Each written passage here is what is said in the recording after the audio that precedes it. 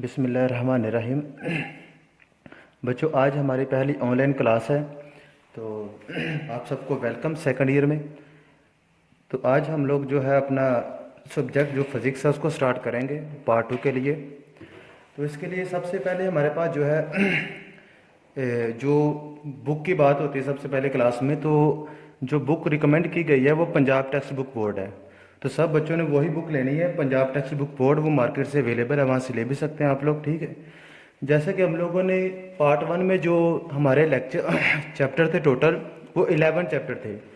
लेकिन अब जो हमारे पास चैप्टर हैं सेकंड ईयर में वो टोटल 10 चैप्टर हैं। यानी कि वो आपके लिए खुशी की बात है कि एक चैप्टर हमारा कम हो गया है। तो चलिए हम बात स्टार्ट करते हैं हम अपनी तो सबसे पहले हम ये करते हैं कि हम अपने पेपर स्कीम या पेपर पैटर्न के बारे में सीख लेते हैं कि हमारा जो सेकंड ईयर का पेपर है वो कैसे हमें हमें आएगा, ठीक है। जैसा कि आप लोगों को पता है कि पार्ट 1 में भी इसकी जो स्कीम हमारे पास थी वो डिटेल में हमने डिस्कस भी की हुई है। तो जैसा पेपर पैटर्न पार्ट 1 का था सेम एज इट पार्ट 2 का है। यानी कि आपको पता होगा उसमें MCQs होते थे और short question and long question, ठीक है। तो इसमें भी देखिए, सबसे पहले हम बात करते हैं पेपर स्कीम में। तो टोटल चैप्टर अभी मैंने आपसे डिस्कस किया है कि वो हमारे पास टोटल चैप्टर जो है वो 10 है सेकंड ईयर में। पार्ट 1 से एक चैप्टर इसका कम है। तो बच्चों, ये चैप्टर्स के नाम लिखे हुए हैं। पार्ट 1 में हम लोगों ने 1 से लेकर 11 तक जो है वो टोटल चैप्टर किए थे। अब यहाँ पर जो हमारे पास पार्ट 2 है, वहाँ से चैप्टर नंबर 12 जो है इसका पहला चैप्टर कंसीडर होगा।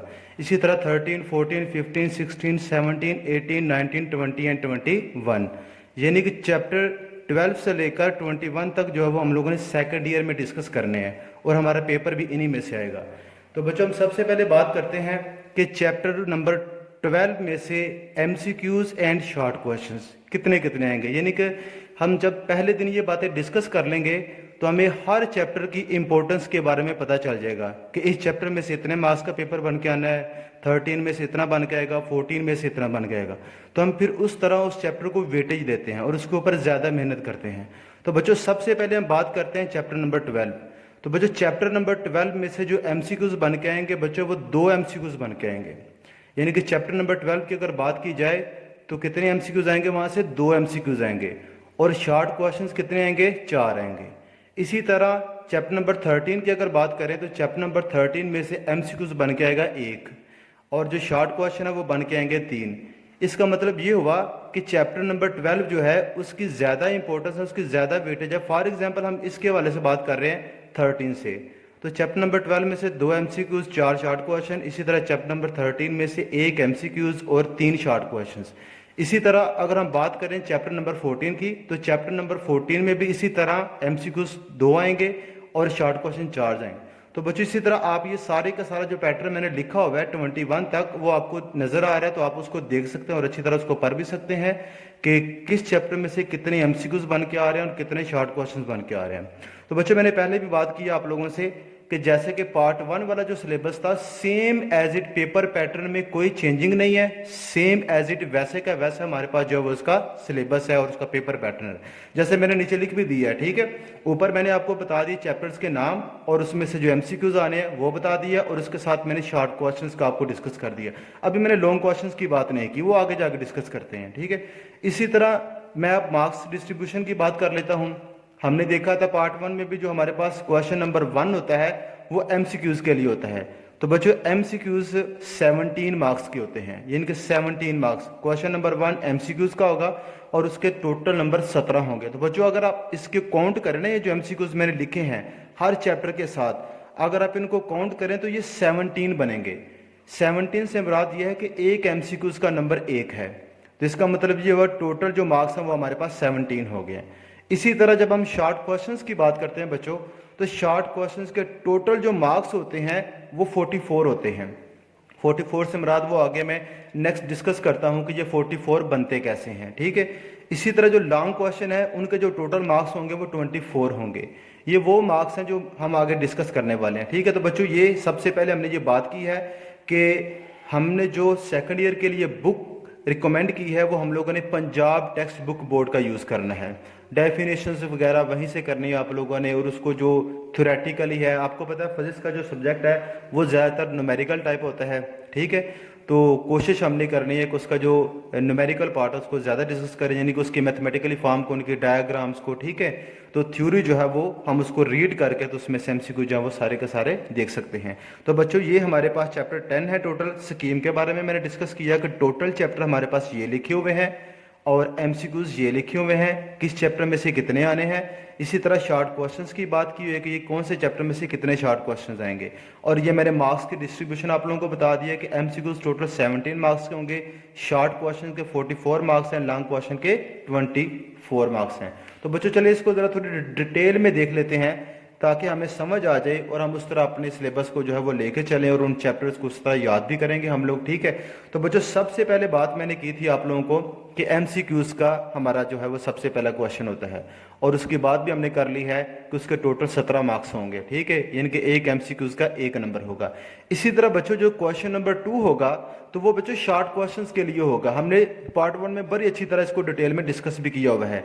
तो बच्चों क्वेश्चन नंबर जो 2 है वो हमारे लिए शॉर्ट क्वेश्चंस का होगा।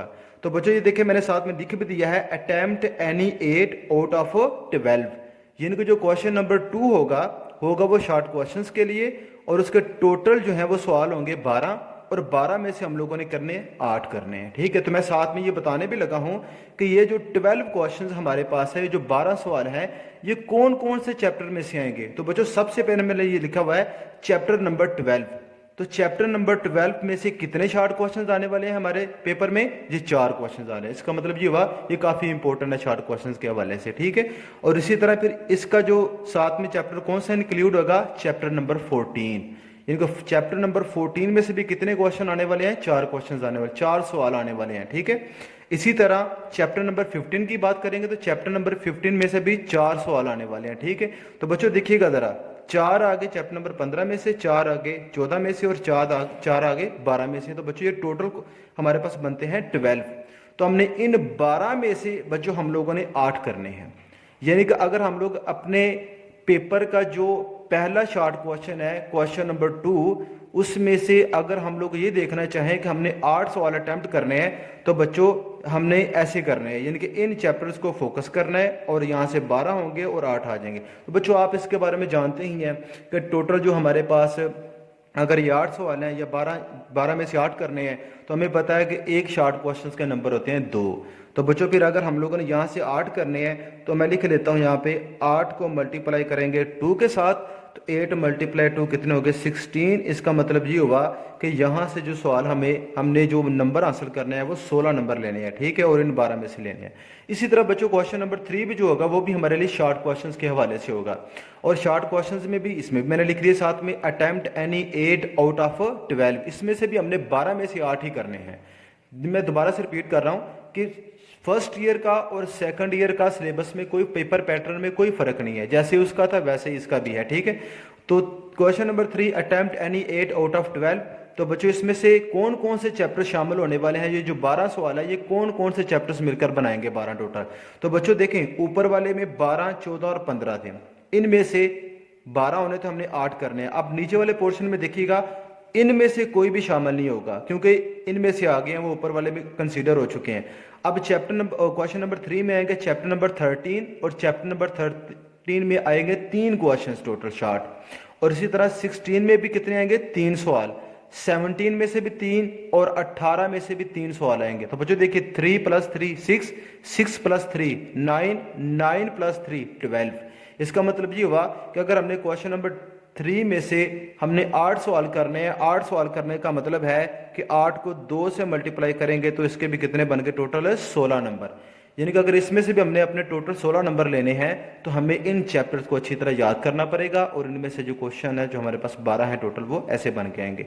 इसी तरह बच्चों क्वेश्चन नंबर 4 हो जाएगा। क्वेश्चन नंबर 4 जो है वो इन दोनों से थोड़ा सा डिफरेंट है मार्क्स की डिस्ट्रीब्यूशन के लिहाज से। वो कैसे, देखिए अटेम्प्ट एनी 6 आउट ऑफ 9। देखिए इसमें से हमने देखा है 6 सवाल करने हैं और टोटल कितने होंगे, 9 होंगे। ऊपर वाले दोनों पोर्शंस में 12-12 थे, और 12-12 में से हम लोगों ने 8-8 करने थे।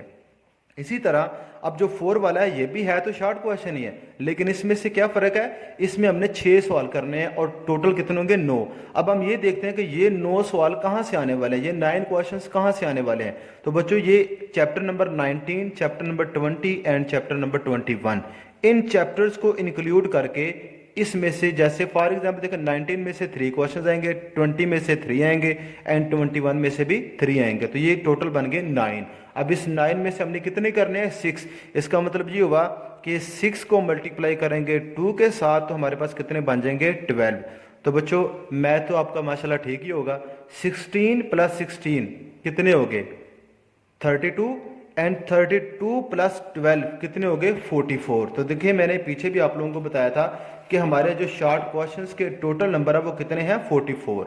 तो अब ये 44 हमारे कंप्लीट हो जाएंगे अगर हम इस तरह से अपने पेपर को तैयार करेंगे, और तैयार करने के बाद हम उसको अच्छी तरह पेपर में फिर जारी बात परफॉर्म भी करेंगे। तो बच्चों ये हमारे जो है वो शॉर्ट क्वेश्चंस के जो है वो मार्क्स होंगे टोटल। इसी तरह अब हमने एमसीक्यूज की बात कर ली कि वो 17 आएंगे और 17 का एक एक नंबर होगा तो टोटल नंबर 17 हो जाएगा। इसी तरह हम लोगों ने बात कर ली है शॉर्ट क्वेश्चंस के हवाले से, क्वेश्चन नंबर 2, 3 एंड 4, इसमें से टोटल जो वो 44 आएंगे मार्क्स हमारे, ठीक है। इसी तरह हम लॉन्ग क्वेश्चंस की बात कर लेते हैं। बच्चों लॉन्ग क्वेश्चंस हमारे पास यहाँ पे मैंने लिखा हुआ है अटेम्प्ट एनी 3 आउट ऑफ 5, यानी कि 3 सवाल हमने लॉन्ग करने हैं और आएंगे कितने? हमें 5 आएंगे। तो बच्चों देखिएगा जरा, अब ये 5 किस किस चैप्टर में से शामिल होंगे, और ये 3 हमने करने हैं, और ये भी हम लोग आगे जब चैप्टर्स को देखेंगे, उनको पढ़ेंगे, समझेंगे, तो हम वहाँ से इनकी इंपॉर्टेंस के बारे में साथ साथ लिखते भी जाएंगे कि हम इस चैप्टर में से लॉन्ग करेंगे तो हमारे लिए ज़्यादा बेनिफिट होगा। तो बच्चों देखिए ये ऊपर वाले तो क्वेश्चन हो गए। 4 के बाद जो 5 वाला क्वेश्चन होगा वो लॉन्ग क्वेश्चन होगा, वो शॉर्ट नहीं होगा, आपने उसको लॉन्ग के लिहाज से करना है, ठीक है। तो बच्चों क्वेश्चन नंबर 5 कहाँ से आएगा? इसमें चैप्टर नंबर मैंने लिखा हुआ है 12 + 13। तो बच्चों आपको याद होगा कि पार्ट 1 में हमने ये देखा था कि हमारा एक सवाल के 2 पार्ट होते थे, यानी कि जैसे ये क्वेश्चन नंबर 5 है ना, इसके भी 2 पार्ट हैं। अब इसके जो 2 पार्ट हैं उनका क्या मतलब देखें, 12 + 13 यानी कि 12 + 13, तो इसके 2 पार्ट होंगे, एक पार्ट होगा ए और एक पार्ट होगा बी। अब फिजिक्स में ये मसला होता है कि इसमें न्यूमेरिकल, मैंने आपसे पहले भी कहा कि वो लाजमी आपको आते हैं। तो बच्चों लॉन्ग क्वेश्चन में जो एक पार्ट होगा वो न्यूमेरिकल का होगा और दूसरा पार्ट जो होगा वो थ्योरी का सवाल होगा, थ्योरेटिकल होगा। फॉर एग्जांपल देखें, हम कहते हैं जी जो ए पार्ट है वो थ्योरी का है, तो बी पार्ट कौन सा होगा? फिर वो न्यूमेरिकल का होगा, ठीक है। और थ्योरी वाले सवाल के नंबर होते हैं 5 और न्यूमेरिकल वाले सवाल के नंबर होते हैं 3। तो 5 + 3 कितना हो गया बच्चों? 8, यानी कि इसके टोटल नंबर कितने होंगे? 8 होंगे, एक सवाल के नंबर 8 होंगे।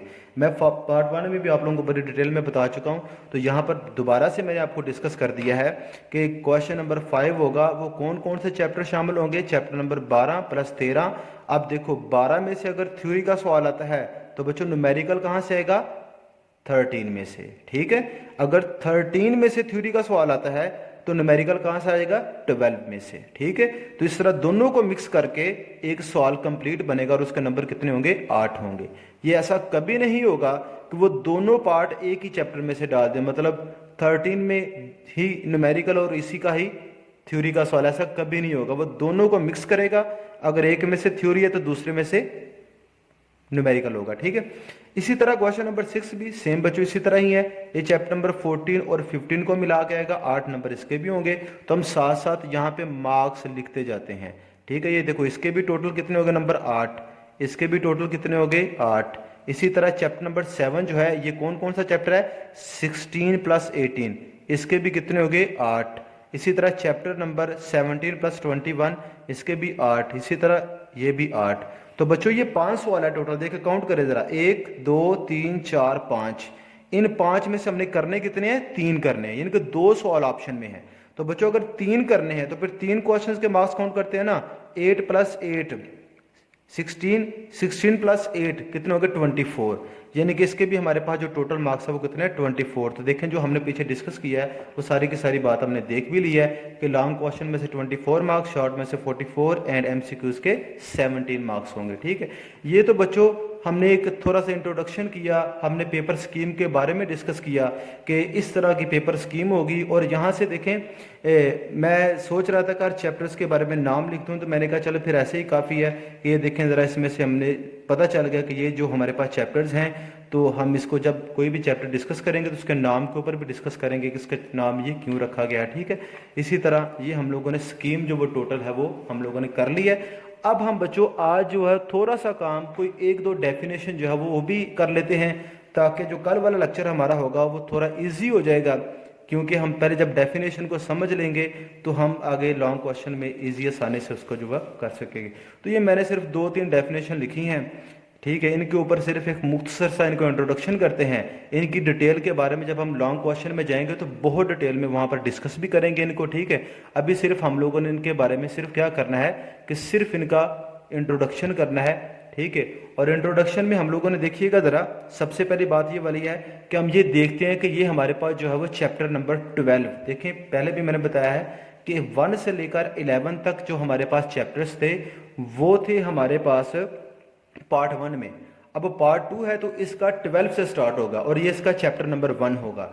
तो बच्चों सबसे पहले हम ये बात करते हैं कि ये जो हमारे पास चैप्टर नंबर 12 है इसका नाम क्या है। तो बच्चों इसका नाम है इलेक्ट्रोस्टैटिक्स।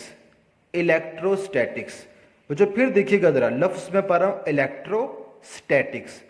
2 लफ्ज हैं, एक लफ्ज है इलेक्ट्रो और दूसरा लफ्ज है स्टैटिक्स, ठीक है। यानी कि इस चैप्टर का जो नाम है वो 2 अल्फाज के ऊपर मुश्तमिल है, यानी कि 2 अल्फाज से मिलकर बना हुआ है। अब इनके मीनिंग भी देखते हैं, इनका मतलब भी देख लेते हैं कि इस चैप्टर में हमने क्या करना है, क्योंकि जो चैप्टर का नाम होता है उसी से हमें आधा अंदाजा हो जाता है कि इस चैप्टर में हमने कौन सी स्टडी करनी है, किस चीज के बारे में सीखना है। तो बच्चों इलेक्ट्रोस्टैटिक, ये जो स्टैटिक लफ्ज है ना बच्चों, इसको आप पहले भी जानते हैं, आप लोगों ने पार्ट 1 में इसके बारे में जो है वो डेफिनेशन की हुई है। जैसे आप लोगों ने स्टैटिक इक्विलिब्रियम की डेफिनेशन की थी, डायनामिक इक्विलिब्रियम की डेफिनेशन की थी। तो बच्चों वहां पर भी मैंने आपको डिटेल में बताया था कि स्टैटिक और डायनामिक में फर्क क्या होता है। बच्चों स्टैटिक का मतलब मैंने लिखा हुआ है साकन, रेस्ट, एक रुका हुआ जिस्म, एक रुकी हुई बॉडी। वो कोई भी बॉडी हो सकती है जो रेस्ट की हालत में हो, जो साकन हो। इसका मतलब ये हुआ कि इस चैप्टर में हम किसी भी जिसके बारे में भी बात करेंगे वो बॉडी रुकी होगी, चाहे वो कोई भी हो।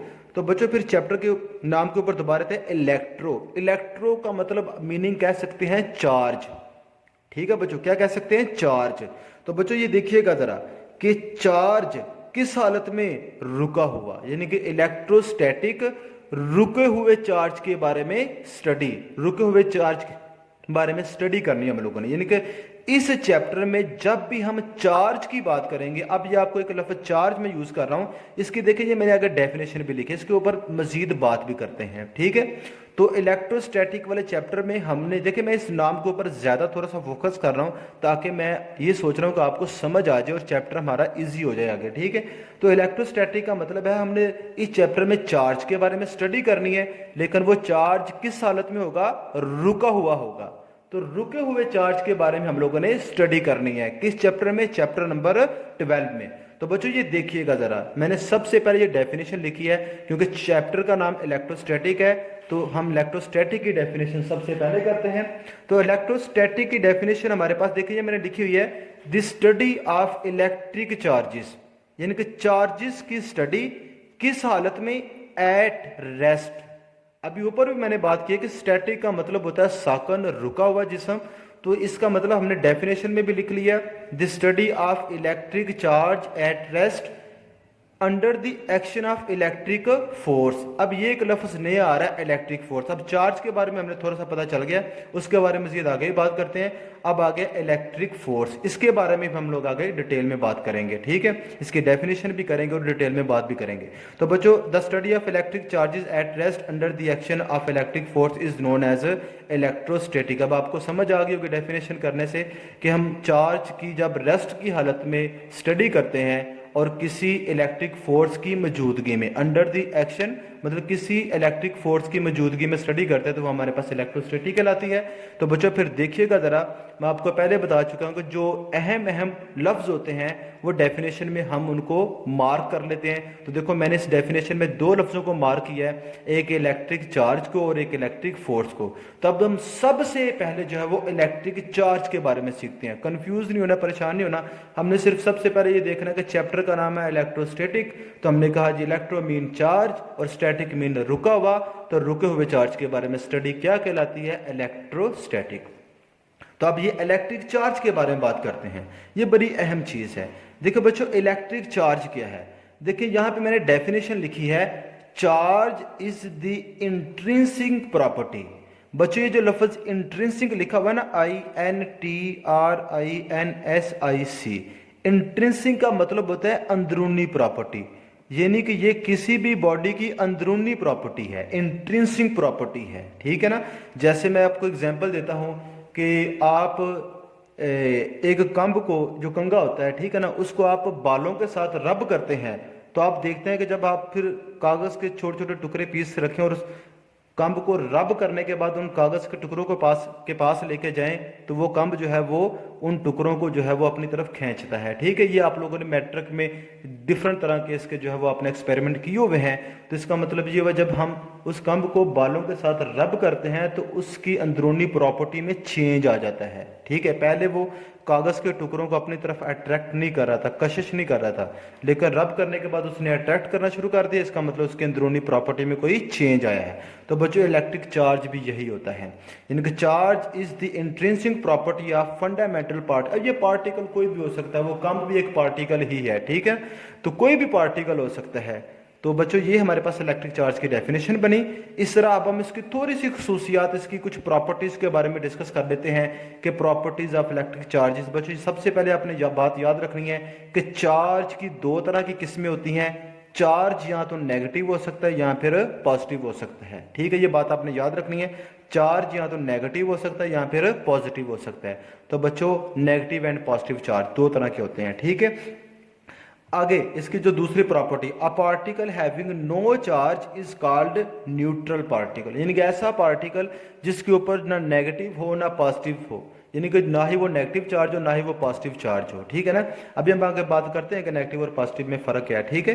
तो वो ऐसा जिसके ऊपर ना पॉजिटिव हो ना ही नेगेटिव हो, तो वो कौन सा होगा, न्यूट्रल, ठीक है, उसको हम न्यूट्रल पार्टिकल कहते हैं कि ये ना नेगेटिव चार्ज है ना ये पॉजिटिव है, तो ये न्यूट्रल है, इसके ऊपर कोई असर नहीं हो रहा, ठीक है।